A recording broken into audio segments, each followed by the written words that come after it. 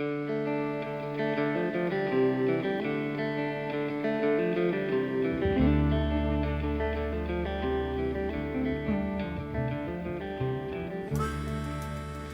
12, Working out materials. A GRP roof is a roof that is covered with materials that form a GRP composite over the roof deck that is watertight, aesthetically pleasing to look at, and extremely long lasting. The main ingredients of the roof are OSB3 decking, and here at Stronghold we recommend 8x2 T&G4, polyester resin and catalyst, fiberglass chop strand mat, fiberglass tape for reinforcing joints, top coat and catalyst, and preformed GRP edging trims formed in 3 meter lengths. There will also be a few ancillary tools that you'll need for the application process, full details available, and the installation guide at our website www.strongholdgrp.com. The scenario you'll find is your customer will come and say, I've got a roof, it's about 3 meters long by 5 meters wide, and I want to fiberglass it. You'll then need to determine what materials are needed for the job. Now, an easy way to do it is to sketch out the shape of the roof based on the customer's dimensions and then establish what the edging requirements are. And so if you see the example on the next slide, you'll understand what I mean. Once you've sketched out the roof shape and know the edging, you're ready to work out the materials for the area. And don't forget, always allow application tools and consolidating rollers, mixing buckets, and so on and so forth. Right, the sheet that we use for our roof quotes and that's available to yourselves to use. It's a brief explanation on the left hand side of how we work out the materials.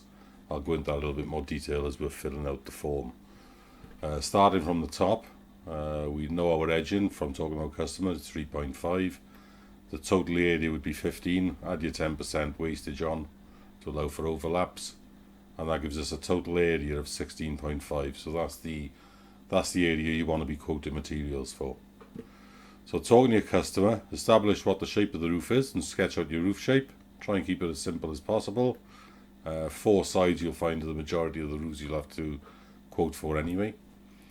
The customer tells us on this particular roof that the back wall attached to the house is 5 meters long, and we know from looking at our installation guide that that takes a D260 trim. Both sides are going to keep the water on or use a small parapet trim. These would be 2 side trims, which we call a B260, and then the runoff on this particular roof is on the front of the building, and that's where the gutter trim would go to allow the rain to fall into the gutter. Now, moving down to the materials list, everything that you'd need to do the roof is listed here. So we'll run through it from the top. OSB3 boards, quite simple, divide the area by 1.44, always round your materials up to the nearest full quantity. So for example, OSB boards in this case would be 12. Your customer will need some fixings to fix them down. There's a variety of fixings. On this particular one I've used 65mm ring shanks. Resin, you're looking to multiply the area by 2.5, and again rounding up gives you 50 kilos of resin. That's 2.5 kilos of resin basically per square meter of area. On the top coat you're going to divide the area by 2 to allow half a kilo per square meter, so that would round up to 10 kilos. Catalyst, it's a note on the left hand side right on the very bottom. If you add the volume of your resin and your top coat together and then multiply that by 2% during the summer, 4% in the winter, you won't go far wrong. Again, if you're rounding up, there's always going to be slightly over anyway, so in this case it comes to 2 kilograms of catalyst. Now on the matting, again this one, and for the Stronghold guarantee to apply I should add, 600 gram matting should be used. So if you multiply the area by 0.6 and round up again, that'll give us 10 kilos of matting. If you find it's a case you only stock half or full rolls, then you're going to be selling 16 kilos in this case. Now we've already established from our roof sketch what the edging is.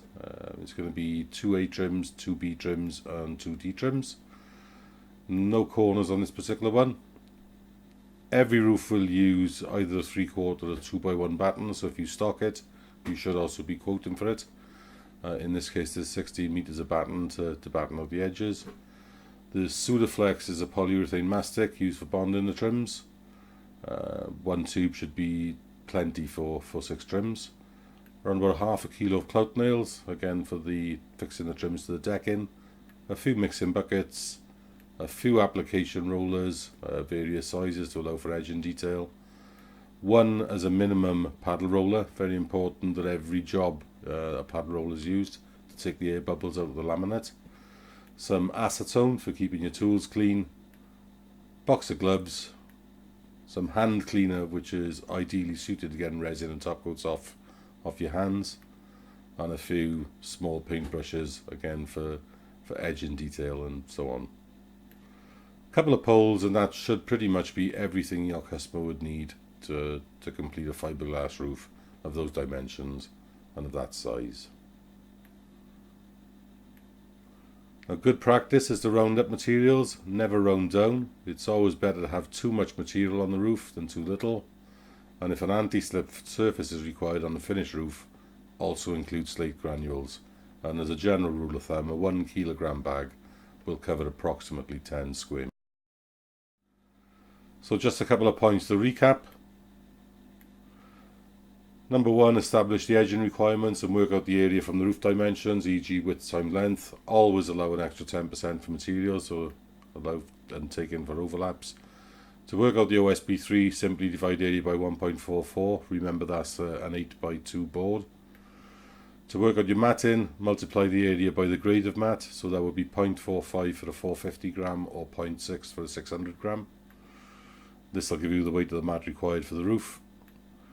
If you're using a 600 gram mat to work out resin, you simply multiply the area by 2.5. There's going to be 2.5 kilos of resin per square meter of matting.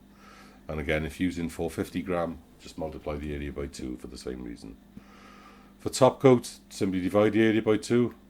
And to work out catalyst, add your resin and top coat quantities together, multiply by 2% for summer use, 4% for winter. Again, it won't be far wrong. And just to reiterate the point, always round up and never round down. Thank you for taking the time for listening. We hope you benefit from the presentation in some shape or form.